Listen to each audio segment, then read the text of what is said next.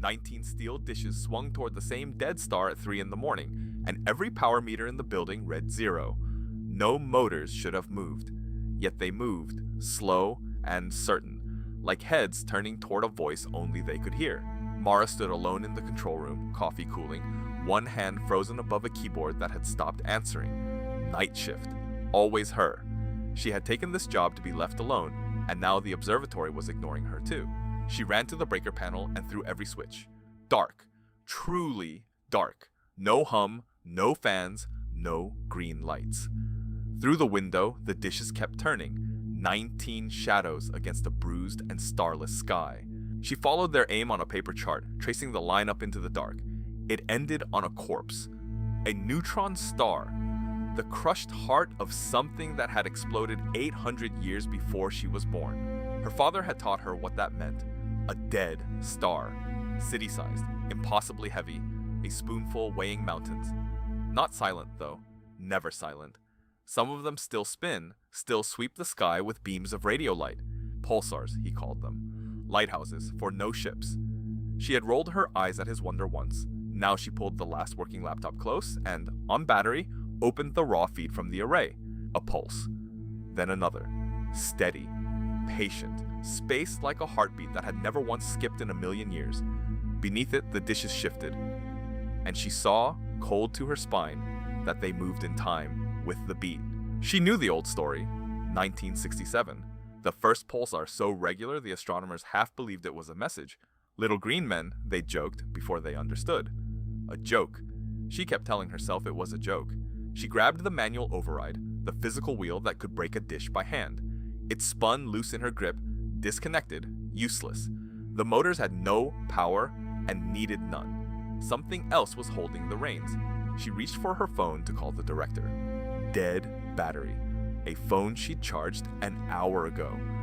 The room felt suddenly small. 19 dishes leaning outside like a congregation, and Mara the only living thing not praying. Then the beat changed. One missing pulse.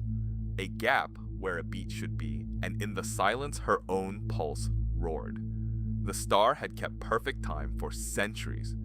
Tonight, for her, it had paused. She did the math without wanting to. 800 light years. Whatever reached her tonight had left that star while cathedrals were still rising. It could not know she existed. It could not be answering. And yet the gap had shape. She had come here running from him, her father, who spent his last years certain the dead spoke through dying stars, who tapped his fingers in patterns while he listened, who died mid-sentence still listening. Grief, she'd decided. Just grief dressed up as science. She'd sold his telescope, taken a salary, chosen instruments over ghosts. Now the instruments had chosen back, and her certainty was coming apart at 3 in the morning. The dishes stopped. All 19, locked on the corpse, dead still. The feed went quiet. She held her breath in a building holding its breath. And then one pulse came. Louder, deeper, filling the speakers she'd forgotten were even on. She patched the radio stream into audio, the way he used to. A dead star, made hearable. Clicks in the dark, a rhythm folding over itself, and she leaned in against every instinct screaming at her to run. The pattern repeated. Short, short, long. A pause.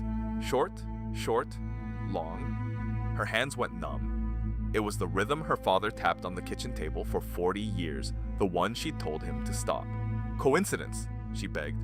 Static finds shapes. Brains find fathers in noise. But she counted it 19 times, once for every dish, and it never broke, never drifted. Steady as the atomic clock a corpse should not possess. She had a choice, and she knew it was the only real one she'd get. Record it. Save the impossible, let the world argue. Or cut the array's spine, the cable in the floor, and end whatever this was forever. Her father would have listened until it killed him. That was the difference between them, she'd always said. She knelt by the floor panel, fingers on the cable, the rhythm still tapping through the room like a hand on her shoulder. She didn't cut it. She sat down on the cold concrete and listened, the way she never let him, the way she'd been too afraid to. Short, short, long. She tapped it back against the floor. The pulse answered, not changed, not louder, just there, holding the beat with her across 800 years of empty dark. 2 hands on the same table. She let herself cry for the first time since the funeral. At dawn, the dishes swung down on their own, meek and ordinary, and the power flickered back as if nothing had happened. Every log was blank. The feed had recorded nothing. There was no proof, and there never would be. She never told anyone. She works the night shift still, alone by choice, listening to the dead stars her father loved. They keep perfect time out there, thousands of clocks ticking long after their fire went out. And sometimes, at 3 in the morning, she taps the rhythm on the console, short, long, and waits. She tells herself nothing will answer. She's still not sure she'd want it to. She keeps waiting anyway.